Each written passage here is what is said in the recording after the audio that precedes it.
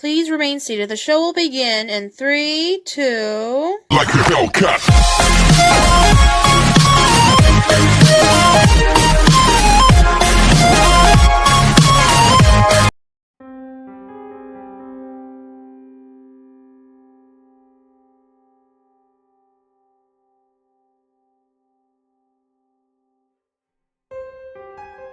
For more awesome content, like and subscribe now.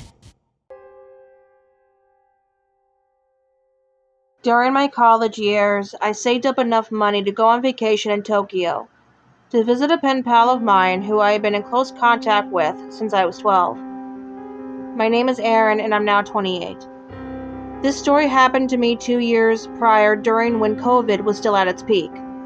I booked a plane and later arrived in Minato City in Tokyo on a dark, gloomy, rainy night. I will note that this was in early March of 2022. The border travel restrictions were lifted due to when tourists like me on the 29th of April or afterward were not required to provide proper vaccination certification nor negative COVID test. I had just arrived at the bus station and texted my friend Suki that I was going to take a taxi to her apartment and I should be there within an hour. She responded back saying that there was a strict curfew that was mandated in the area due to the many gangs that crowded the streets at night and to be careful. This meant that getting a taxi at this time of the night, which was around 9 o'clock, was nearly impossible, and the last bus was scheduled to pick up passengers at 8 o'clock. I replied back telling her that I'd be fine and not to worry. I then contemplated using the Go app, which is one of the most popular car ride services in Japan, which is similar to Uber, despite the off chance that no driver would be available at all. I managed to arrange a pickup time at my current location no later than 10 p.m.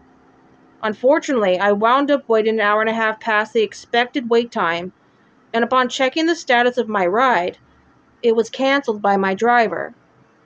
I rolled my eyes annoyed, and it was downpouring heavily. I equipped my umbrella to shield myself from the rain. I was carrying my suitcase and had my bag strapped to my back. My friend's apartment was like 2 miles away. After walking for 20 minutes, I called her and explained the situation. She said she'd come and pick me up. I then sat at another bus station and pulled out a book to read. Another 45 minutes go by and Suki hadn't showed up. I was getting agitated, and I tried calling her to see what was going on, but the call didn't go through. Apparently my cell phone couldn't place the call because of the lack of a signal. I then decided to just walk the rest of the way. I tiredly strolled along the empty streets, and it was between 12:15 and 12:30 at night. The rain soon settled down, and then something had compelled me to turn around. I saw nobody, but I felt eyes on me, watching me from afar.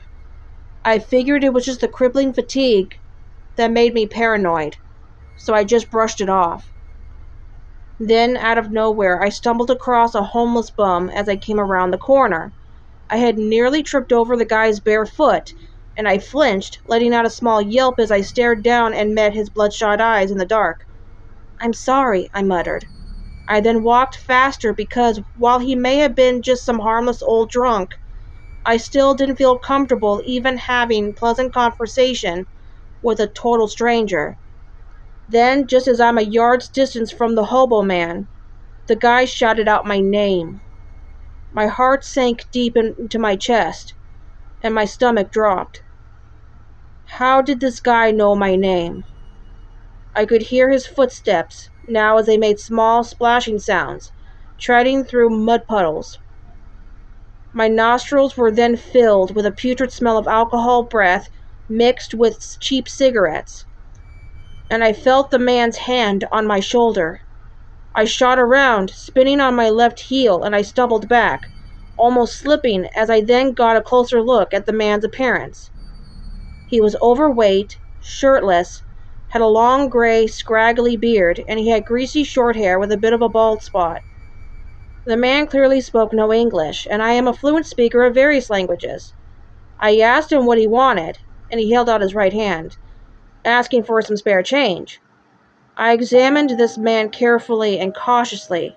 I understand that everyone goes through a rough patch, and especially during COVID, looking for work or getting laid off is something that most of us have in common.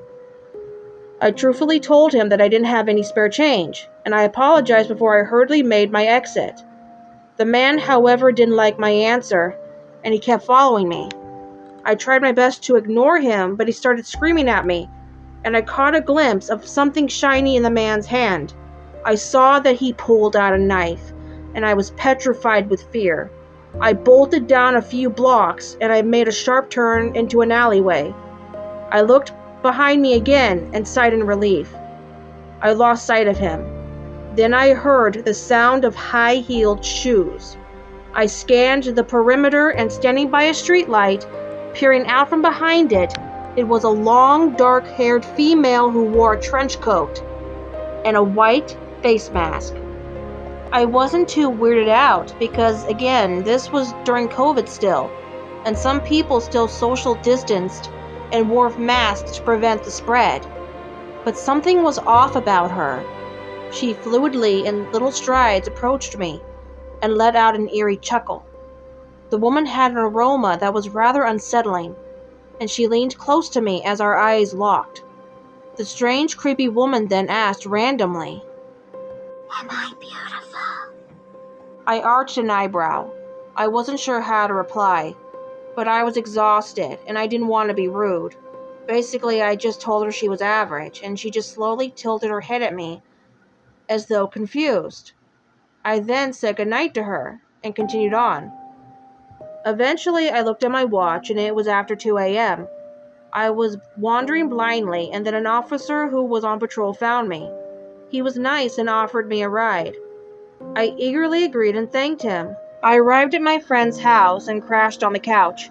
The next morning, I sat with my friend Suki in the kitchen, and she apologized repeatedly about not being able to pick me up because her car broke down just a couple blocks from her apartment, and she had to call a tow truck. I then turned on the television, and we were watching the news. The news anchorman, after addressing the spike of COVID cases in recent weeks, then reported something that absolutely chilled me to the core. A police officer was found brutally murdered just half a block from my friend's apartment. He had 15 stab wounds in the chest, and his mouth was cut open from ear to ear. His patrol car had crashed into a lamppost. The news anchorman gave a detailed description of the officer and his name. My eyes widened in shock. That officer was the same one that gave me the ride to my friend's apartment, and I could tell Suki seemed afraid now. I asked her what was wrong, and she then reluctantly told me about Kuchisake Onna, the slit-mouthed woman. According to the legend, the tale takes place in the Edo period, which originated from 1603 to 1868, and Edo was then, as it is known today, as present-day Tokyo. The city was ruled by the Tokugawa shogunate, which was a military dictatorship constructed by the Tokugawa clan. The emperor appointed shoguns to enforce laws, but held no real power, as the citizens of Edo were more loyal to their government officials. The shogunate had full control over the emperor, the daimyo, religious establishments, Tokugawa lands, and Japanese foreign affairs. Culturally, in traditional times, women who had been placed within arranged marriages had higher certain expectations to follow, and to show honor to their families. There are a few variations to the origin of Kuchisake Onna, but this one in particular is very well known and is often shared amongst young people and old for generations. It is believed that Kuchisake Onna was the wife of a highly respected samurai. She was very prideful of her looks and frequented the local village, flirting with men, and her husband was very jealous. He then snapped one night, accusing her of infidelity, and attacked her by slicing her mouth open from ear to ear with his sword. He left her terribly disfigured, and the last words he spat were cold. "Who will think you're beautiful now?" The woman was chased out of the village, evoking fear and disgust from a crowd of people that she had passed. The pain and humiliation was too much to bear, and she had killed herself. Based on the information provided by Yokai.com, the Kuchisake Onna began making steady appearances in the 1970s, and in 1979 she was supposedly chasing children. Surprisingly enough, there was some basis for this. In 2007, a coroner found records that in the late 1970s, there was a woman who chased children. She was struck by a car and killed while in the midst of a chase, and she did have a torn mouth, similar to the story. This woman was likely the cause of the panic in the late 70s. The legend, however, has not died. It resurfaced in the early 2000s and is still prevalent today, though the means of escape is now telling the ghost you have a previous appointment to attend to, at which point she'll excuse her poor manners and depart. The legend has even spread to South Korea, where she appears with a blood-red face mask. I reread the text a couple of times, and I still have goosebumps even to this day. Meeting who I presume to be Kuchisake Onna was not the only paranormal experience I had. I've had dozens of accounts from my travels to foreign countries, but none like this. But I'll save the worst for last. A month passed and I had been living with Suki at her apartment. Her boyfriend Kenji came over for drinks the following evening, and we hung out in the living room, playing a game of checkers. Reputably, he was a practical joker and he liked pranking Suki more often than anybody else. Some of his jokes were harmless, and sometimes they were so morbidly humorous to the point that they became too much for me. I wasn't fond of Kenji. I found him to be incredibly immature and a total jerk. He also had an obnoxious habit of correcting Suki, even for the littlest things, and interjecting in conversations that didn't concern him. As I got up to grab another canned soda, Kenji talked about an abandoned school that was on the outskirts of the city. It was known as Ushanata Academy, and the building was constructed after World War II. He said that it was plagued by vengeful ghosts of students who died under mysterious circumstances. One famous yokai, known as Akamato, was rumored to have killed 43 female students in the girls' bathroom, typically in a stall or restroom that was seldom used and adjacent to the rest of the building. The legend of Akamato has resurfaced since the 1930s, and there is little to no details on the story of the tall man in a red cloak or vest. One speculation was that he was a high school student, and that he was hounded by pretty girls and hid in a bathroom to avoid interaction. His cause of death is unknown. It was presumed that the yokai still haunts the area where he supposedly died, and the academy was built in place of the school that burned to the ground.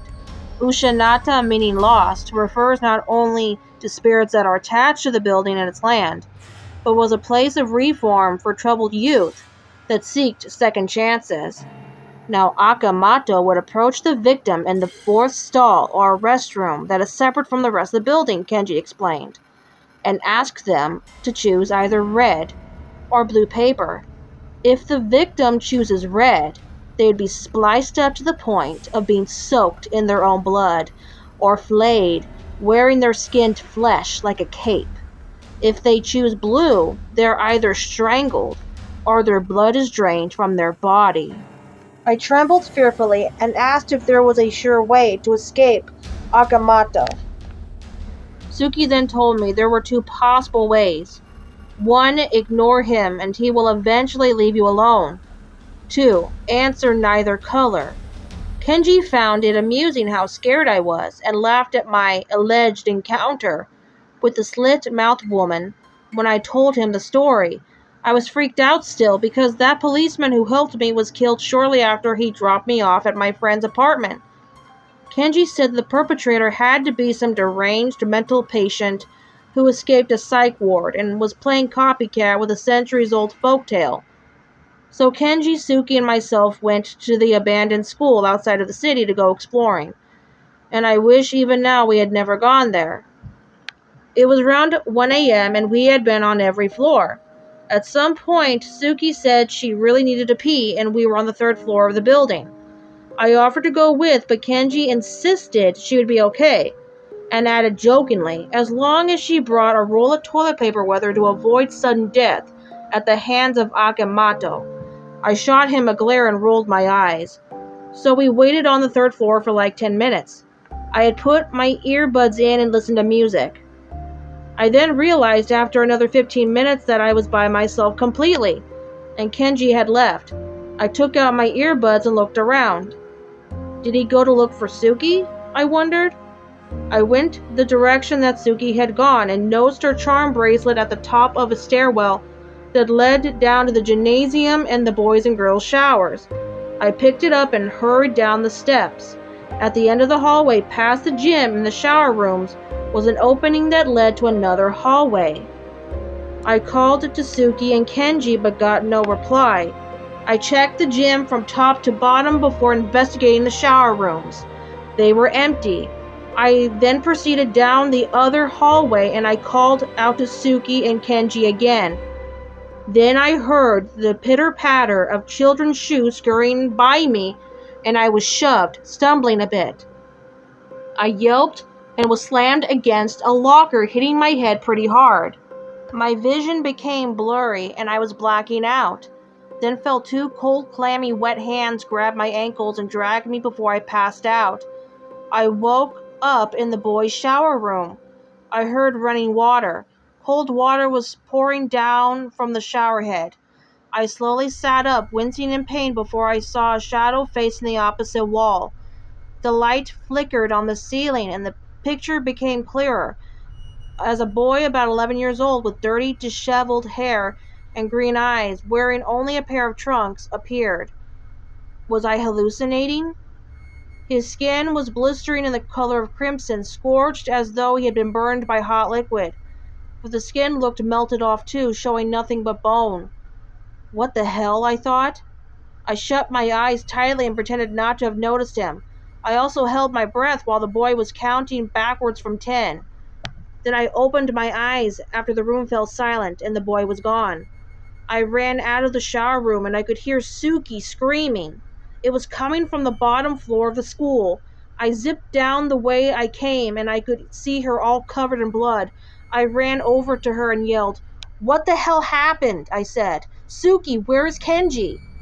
Suki was blubbering incoherent sentences and it took me some effort to calm her down. I asked her again, "What happened? Where is Kenji?" She sniffled and just looked at me with a shattered, defeated expression. At this point, I decided we should leave. We couldn't stay there anymore. When we arrived back to the apartment, I brewed some tea and gave her a cup. I then sat down on the sofa and waited for her to come back out of her room. Suki handed me a photograph of something she took with her camera, and she said that is what took Kenji. She went back into her room and locked the door. I peered down at the photograph, and my face turned pale.